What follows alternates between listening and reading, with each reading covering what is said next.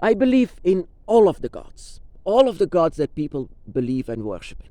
All of them, they have. I believe that they have a connection with all.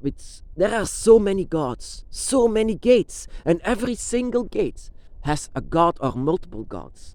Every single one of them has gods, and all of us, if everything that is alive here, all of us belong somewhere on a gate in the astral plane or in Leviathan's void. All of us belong somewhere. Everything that is alive, not only humans, but animals, trees, everything that grows, everything that is alive belongs in some gate. And everything has a God. Everything has a creator. Who is your creator? I believe heavenly so that our creator is the dragons. And the dragon gate where we belong in. And we have a lot of gods. And all of them are connected with the elements and nature in itself. But the other gods of other gates as well, they are also the creation of the gods they are the creation of the gods that they belong in. So in our eyes, in our energy, that is the creation of the dragon. Everything that you see is the creation of the dragon. And all of the dragon gods came together and created life for us in our energy. For the other ones, it's a different story. And I want to talk about one of these gods. One of these gods is still worshipped to this day very, very much. So much so that it was even changed to this day. But what we are celebrating now, the holidays, for example, or the days of the week, still has to do with this god. And that was Odin. Odin, the god of Valhalla, the gate of Valhalla. Valhalla is a very, very far away gate, but the most belongs in that gate, in the gate of Valhalla. Because in this gate of Valhalla, this is about, this is their paradise, this is their heaven, this is where they belong. But this is not the gate where we belong.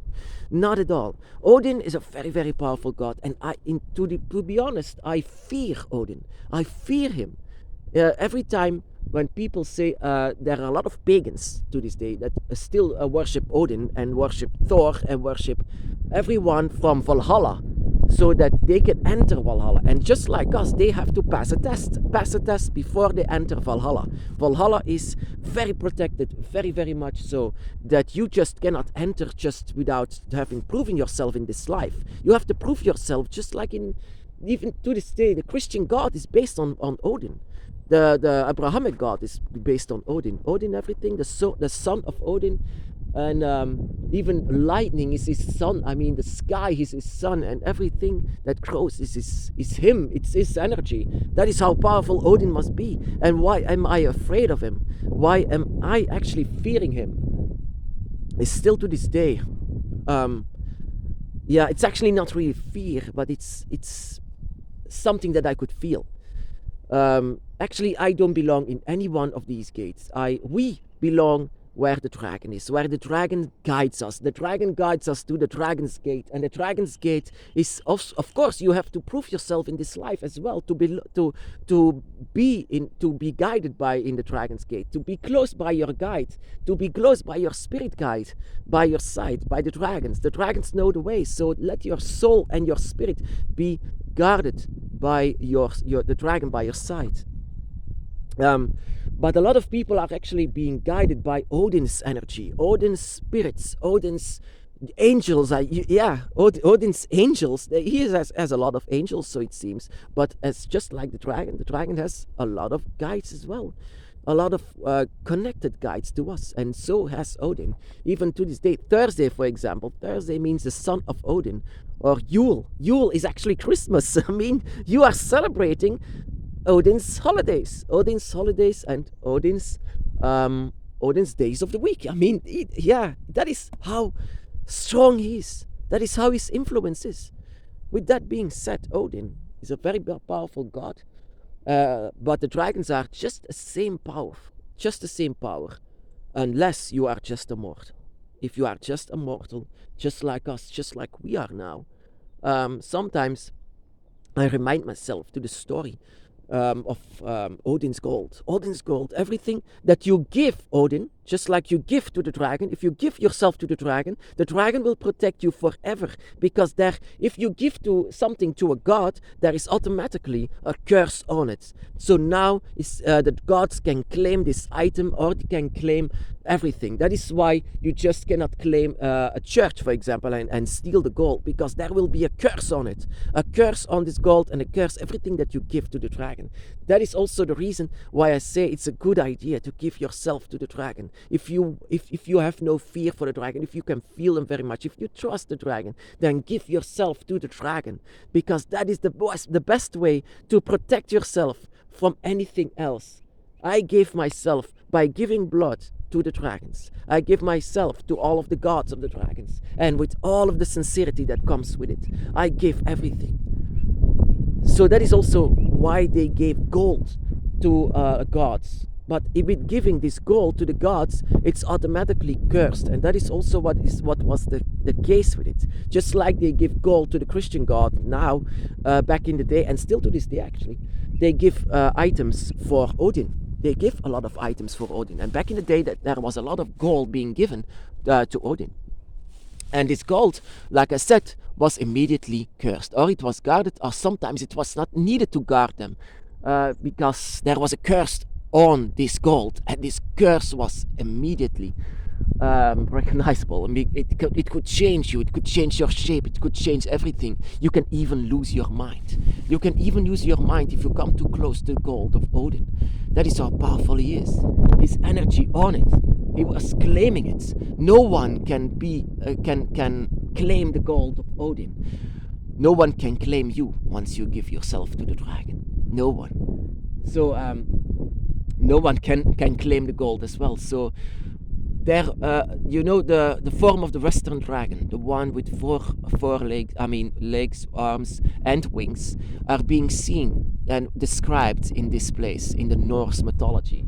There were a lot of dragons being seen. One of these dragons is being said to come too close to this gold and lost his mind.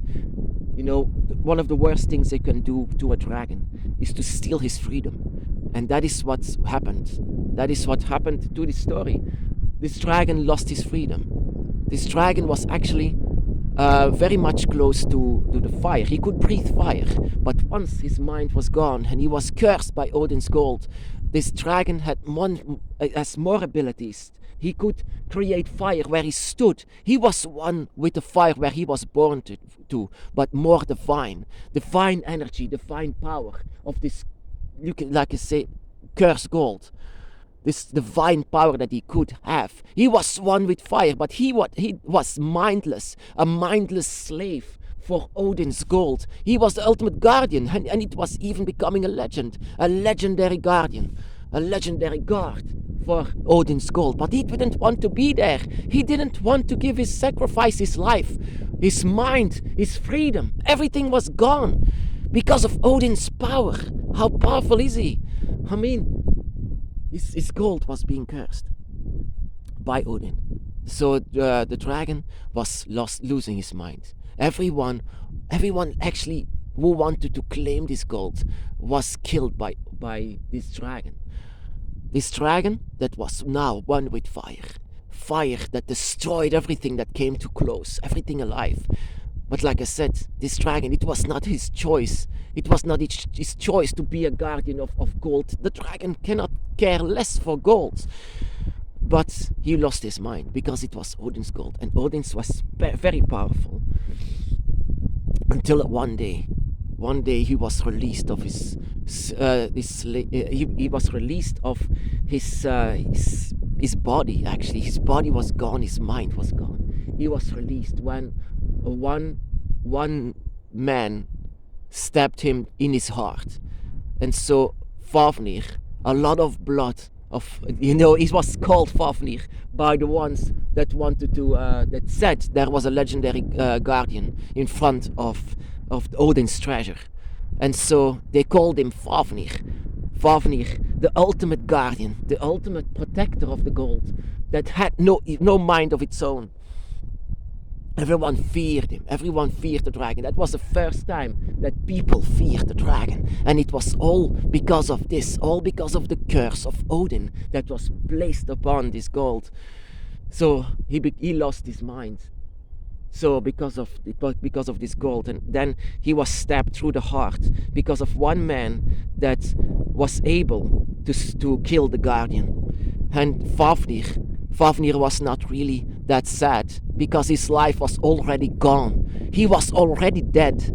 He was already gone. His freedom was already gone. So he couldn't care less for being dead. It was a relief. It was freedom once again, because his spirit could go out of his cursed body. And his spirit that was going out was because he was touched by a very powerful god, the god of the Valhalla gate. Valhalla, very powerful dimension. Because of his touch with Odin, he was very close to fire. And because of this gold, he was more closer to fire. But because of his freedom now, his spirit was completely one with fire. He was fire itself. He became fire. Every time when you see fire, you see him. You see your own spirit as a fire. That is the fourth element. The fourth element that was created by a god from another gate. A god that is still being worshipped to this day. A pagan god, but still being worshipped to this day by a lot of us. A lot of people. We might, it was, you can say, I don't like Odin because of what he did to a dragon, but because of this, he gave divine power, divine strength to someone that was born into this world like a mortal, and you gave this mortal an eternal soul, a soul of fire, a creation of fire everywhere. When you can see the dragon, the fourth element, and now everything was complete. So it was meant to be. The fourth element was born. The fourth element was being guarded by Fafnir. So Odin, like I said, I fear him a bit for how powerful he is. He just the same power. It's not Odin's power that lives inside of Fafnir. He awakened it. He awakened a god energy inside of him. Once he was destroyed, his mind was completely gone, and now his mind was back again. Once he was touched by Odin's energy, a divine power from Valhalla's gate, but now he is a god from the gate of the dragon. He's a god of fire.